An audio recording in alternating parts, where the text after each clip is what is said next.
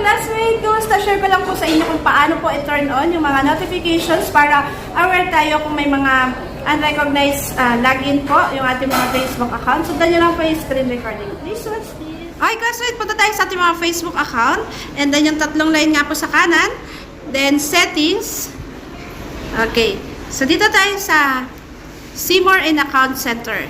And then sa password and security. Okay? So, dito tayo sa login alerts.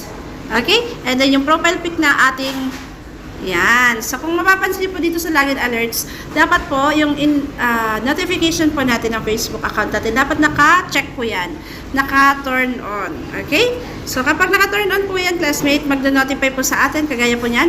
Yung turn on login alerts, well, according po yan, kapag naka-turn on po yan, okay, ganito po yung mag-notify po si Meta sa atin. So, ayan. So, ayan.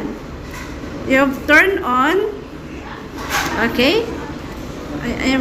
Ayan. Yung turn on login alert will send you notification whenever your Facebook account. Ayan. Okay. So, ganyan.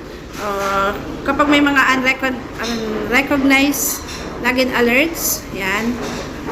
Manage how would like to be notified about unrecognized logins to your account. So, ayan po yung kagandahan kapag naka-turn on po yung ating login alerts. So, I hope nasundan po and gawin nyo na rin po.